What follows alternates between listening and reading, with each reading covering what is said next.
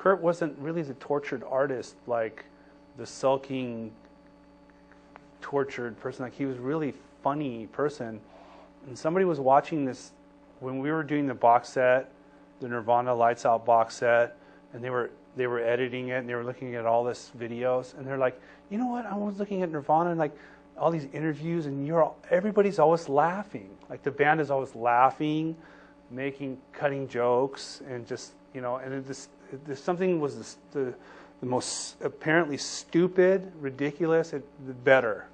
It had to be super stupid. It was really funny. Like, it was so stupid.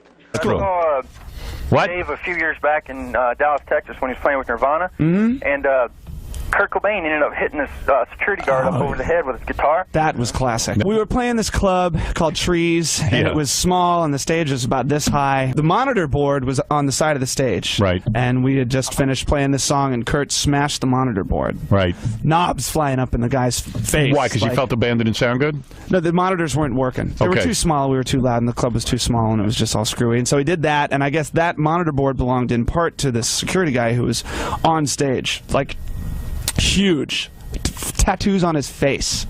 And Kurt hit him over the head. Well, then Kurt jumped out of the crowd, and Kurt was coming back in, and the guy was pushing him out and kind of like... Kurt was being crazy. Sort of rough with Kurt. No, he wasn't. He wasn't? No. But do you think that's crazy? No, man. The guy was kind of roughing him up. So really? Kurt, but see, the thing was, is Kurt kind of gave him a tap with the guitar. I see. And the little thing that holds your strap on. Yeah. You know your strap on? Yeah. That little thing that holds it on. Yeah. It came hit loose. him in the top of the head. No kidding. And sliced his head open. There's blood everywhere. We had to split the club because the guy was going to kill us. Right. Like, literally dead. That is wild. And that was the end of the show. And no, we finished playing. Are you kidding? Yeah.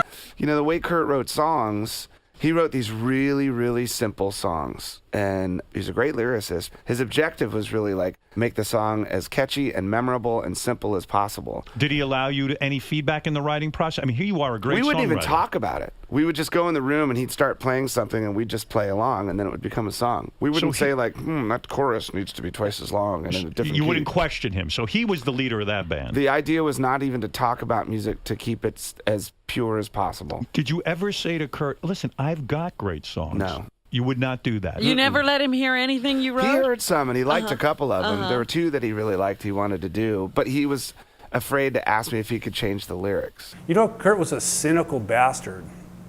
He could be a vicious critic.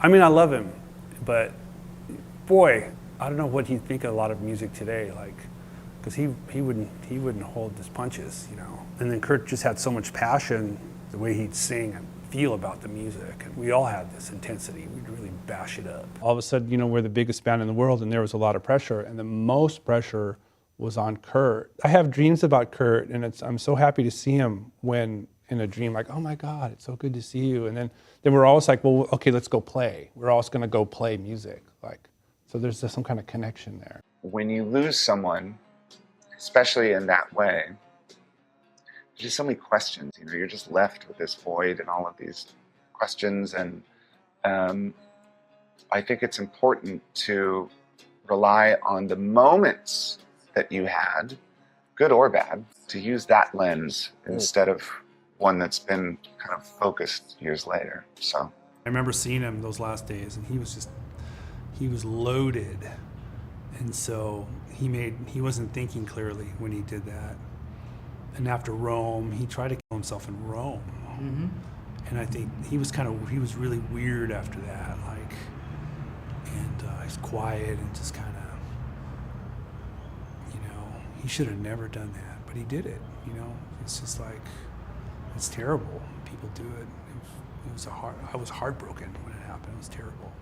I wish Kurt would have lived and then was like a monk somewhere, you know, like, or whatever. A great monk. He would have been a great monk, and he could have been a great painter. He could have been a great sculptor. He was such a talented artist, and he could have done whatever he wanted to do.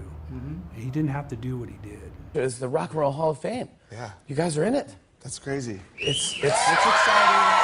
It's also bittersweet, too, because our friend Kurt's been gone for 20 years, and so it's a good way to remember him. He should be here. He should be here. He should be here. Yeah. You went to high school with him, didn't you? Yeah. He was this weird kid, and I was a weird kid, and we thought the world was weird, and so we gravitated towards each other, and we loved punk rock music, and everybody else hated punk rock music.